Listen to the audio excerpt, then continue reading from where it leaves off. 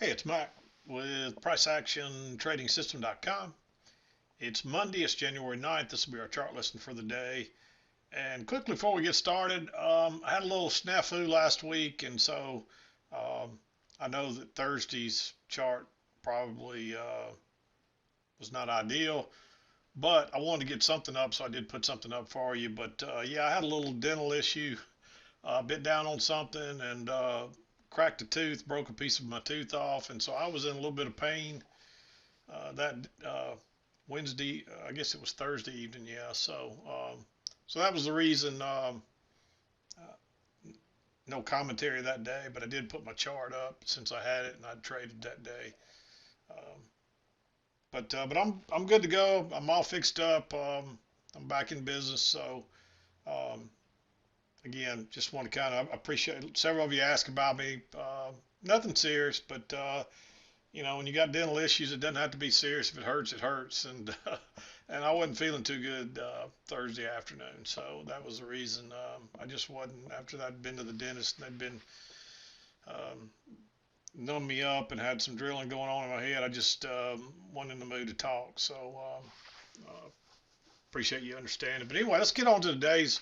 Going to be quick today. Not a lot of trades.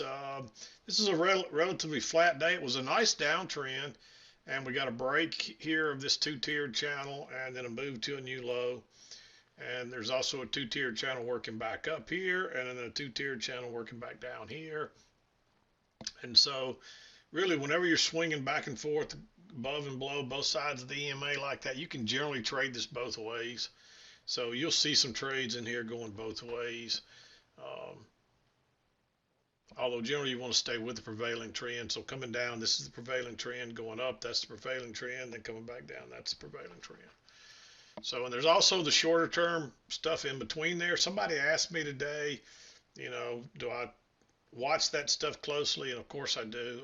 I draw even the shortest term trends. I try to draw those lines. They're not always there. They're not always straightforward, but a lot of times they are. And you can see this one coming up, we get a close outside and a move to a new high. And then, of course, you got this one moving up. We actually got an overshoot of this one. It just reversed. And but you can see some of the shorter term ones here. You got this one coming down. We got a break, move to a new low, and then you're working up. And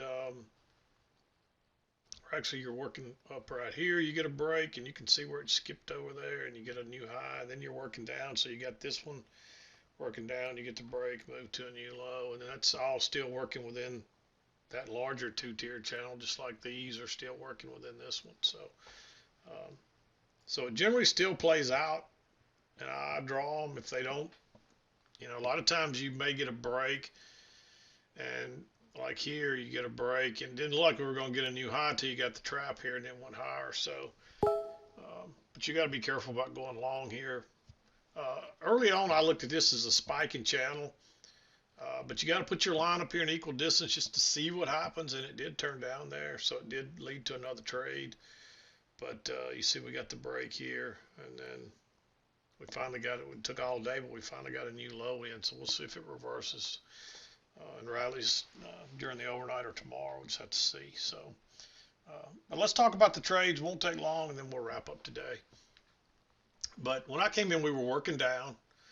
Uh, First real opportunity I saw to get enter this trade was to go short right here. Notice we got a new high. We're coming down. We get a first entry long, pull back second entry long, and so you get a second entry, a failed second entry long there, and that's your reversal type pattern coming off that high. You would also want to draw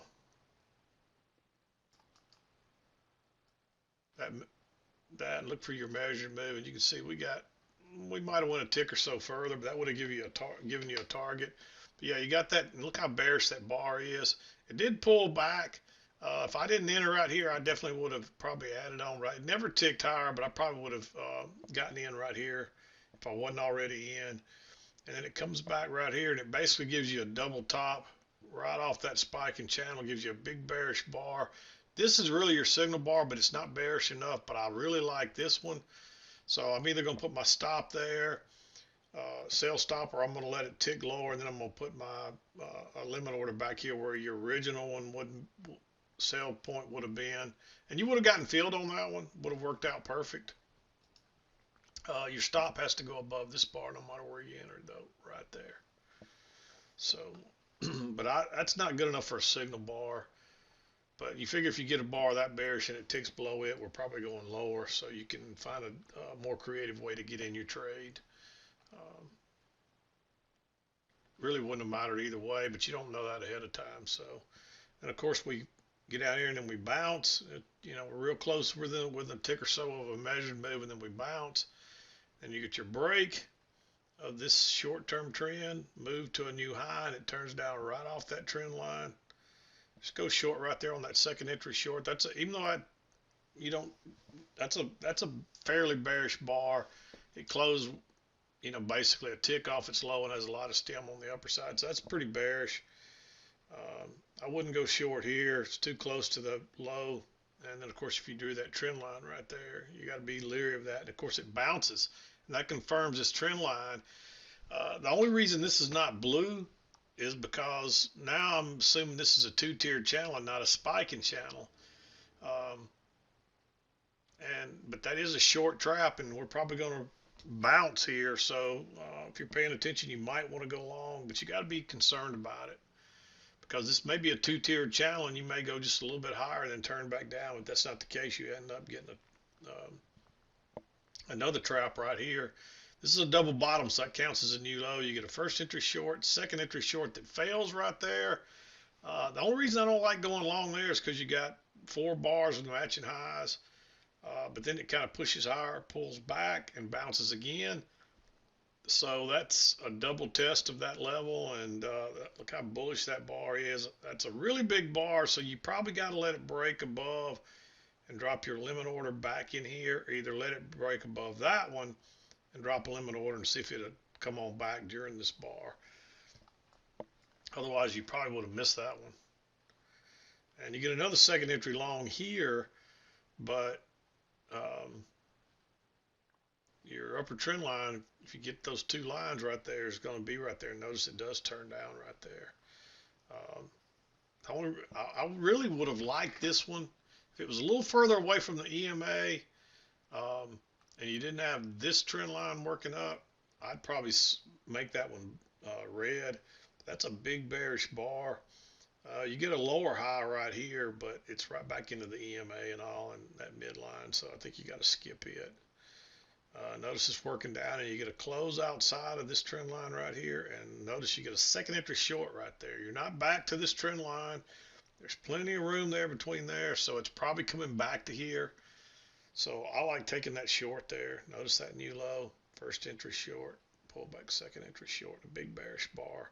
That one moved pretty quick. You may not have been able to get in it, but if you could, you want to enter that one, depending on how it worked out on your chart.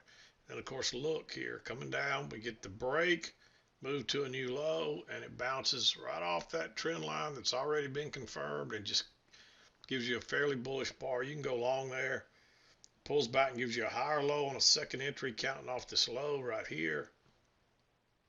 I like entering again, thinking we're probably going to make a new high, but it just turns back down there. And look how it shoots right through the EMA, pulls back, tests it again with a fairly bearish bar.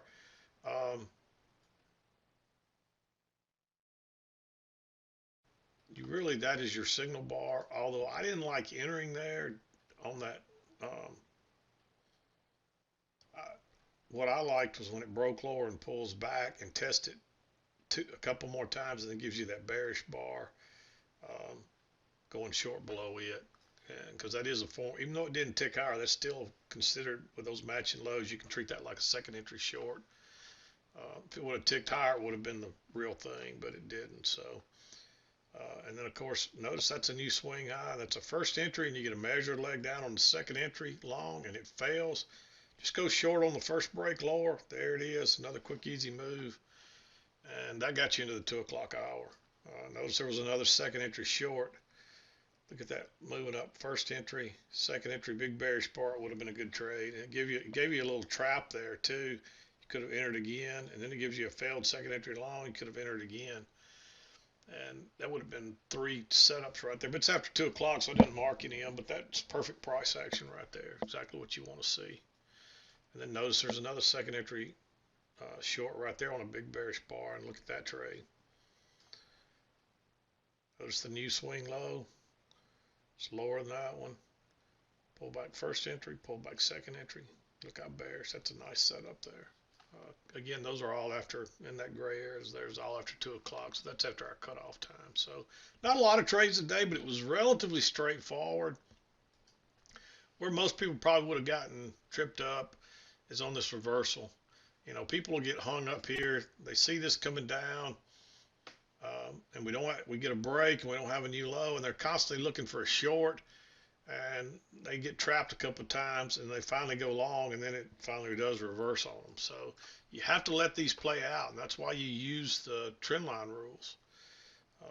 That's why you want to draw these shorter term trend lines up through here, like right through here, and wait on that break, and you got to at least try to get a new high. And then we started going lower here, and then we didn't really get it confirmed until down here. So just remember that. And sometimes if you start trying to guess and pick the highs on these reversals, you might get it wrong. So because there is a short-term one up right here, and we never really get a new high. I think we made a new high here, but you can see it's just going sideways, so it's not a very good setup. It turns out to be a long. It just traps people to the short side. So, but yeah, not a lot of trades today, but the ones that were here were pretty good. You had a couple possible runners, but nothing real big today. So, but anyway, I'm going to wrap it up. We'll be back again to do it tomorrow. But not much else we can say about today. So this is Mac with PriceActionTradingSystem.com, and we'll see you next time.